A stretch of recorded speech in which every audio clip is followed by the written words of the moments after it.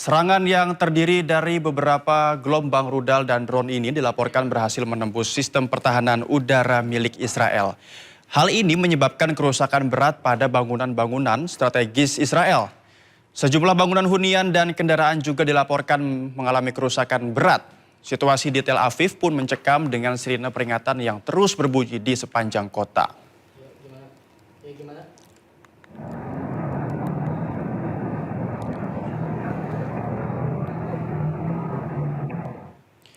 Lima orang luka-luka akibat beberapa bom tandan yang hantam kota Arab Kafr Qasim di Israel Tengah.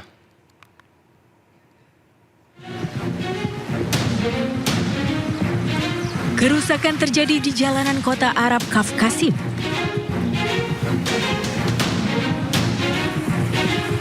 Mulai dari jalanan yang berlubang dan beberapa kendaraan yang rusak bahkan terbalik.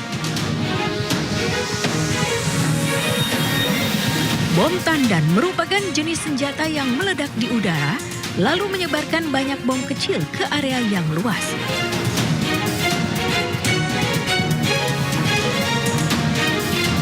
Serangan dari bom tandan tidak hanya mengakibatkan kerusakan jalan, tetapi juga bisa mengakibatkan kebocoran gas di kota. Di kota bagian tengah Israel ini tidak banyak tempat perlindungan. Bahkan banyak bangunan yang sudah tua. Kota Tel Aviv Israel terus jadi sasaran rudal-rudal Iran dan Hezbollah Lebanon. Hampir setiap malam terdengar alarm peringatan warga. Suara peringatan darurat kembali terdengar di seluruh penjuru kota Tel Aviv, Israel.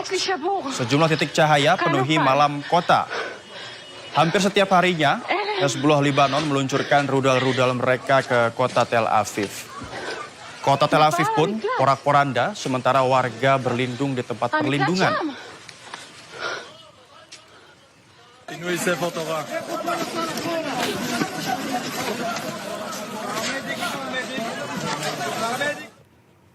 Dampak serangan, sejumlah bangunan terbakar. Tim medis dan pemadam kebakaran dikerahkan, pemirsa.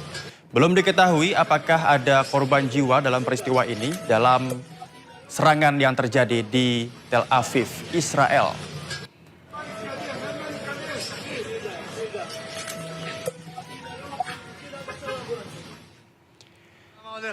Selain Hizbullah, Iran juga terus melancarkan serangan ke Tel Aviv. Setiap hampir 15 menit rudal-rudal Iran menggempur Tel Aviv.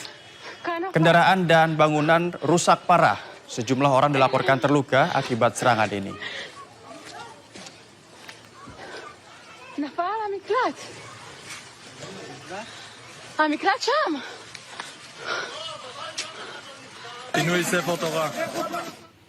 Komando Pusat Amerika Serikat CENTCOM mengatakan pasukannya terus menyerang Iran.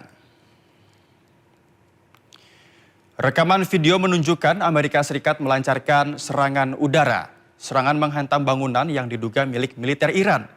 Meski begitu, tanggal dan lokasi pasti dari rekaman ini tidak dapat diverifikasi secara independen.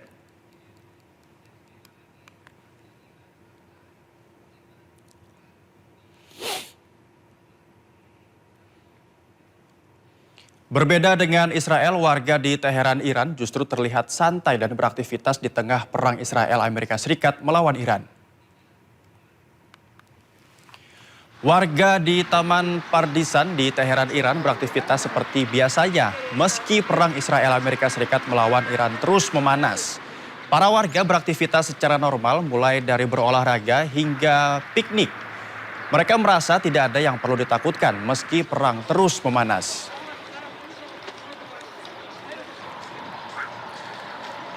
ایرانی‌ها یه مقدار انسانایی هستیم که خیلی ترس و واهمه‌ای از چیزی نداریم و اینکه آدمای شجاعی هستیم همیشه. بعد الان من خودم هم معلمم، تو ایران معلم هستیم و اینکه خیلی هم دوست دارم که این طبیعت رو بیام. تحت این شرایطی هم حاضر نیستم که از بمباران و اینا، اتفاقا الان اینجا بودیم یه صدای خیلی مهیبی هم اومد، ولی ما ورزشمون رو کنار نمیذاریم. زندگی عادی داریم تو ایران.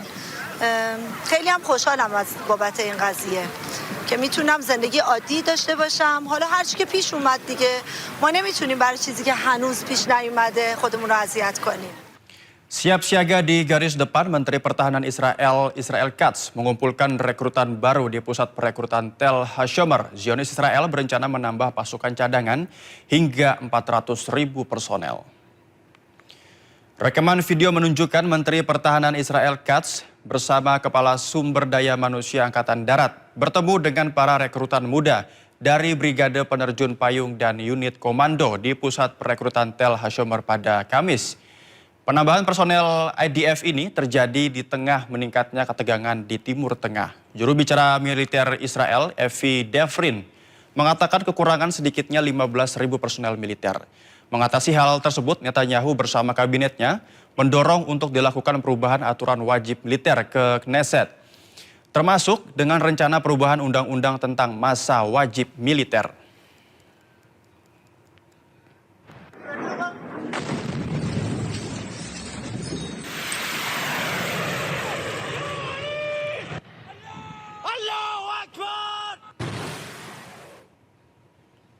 Lebih dari 1 juta warga Iran dimobilisasi di tengah meningkatnya spekulasi rencana operasi darat oleh Amerika Serikat dan Israel. Teheran menegaskan kesiapan menghadapi kemungkinan konfrontasi langsung di wilayahnya. Dilansir dari media Iran, Tasnim News Agency, lebih dari 1 juta warga Iran telah disiapkan untuk menghadapi potensi serangan darat Amerika Serikat. Laporan ini muncul setelah kabar mengenai operasi darat terhadap Iran diduga telah direncanakan Amerika Serikat.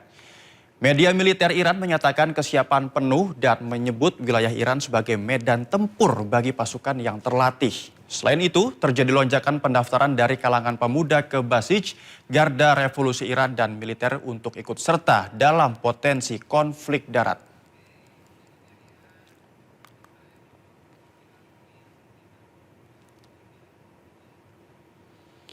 Sementara itu, Iran meminta negara-negara di Timur Tengah untuk tidak terpecah belah.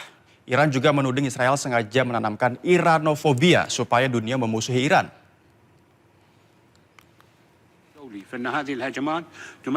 Pernyataan ini disampaikan oleh perwakilan Iran dalam sidang darurat PBB yang digelar di Jenewa, Swiss. Dalam sidang, Iran mengatakan negara di Timur Tengah untuk tidak terpecah belah oleh fitnah dan serangan yang dilancarkan oleh Israel. Dukungan untuk Iran diberikan oleh China dan Rusia.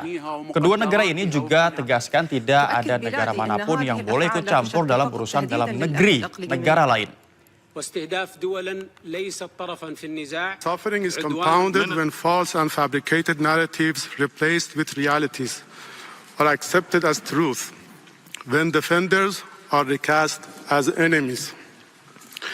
The malevolent regime of Israel has cunningly turned the President of the United States as executor of its wicked designs.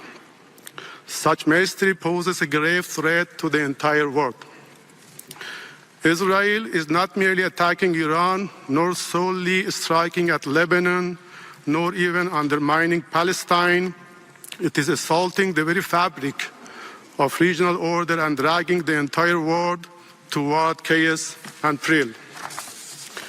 Today, we assure our neighbors that Iran will not be the last focus.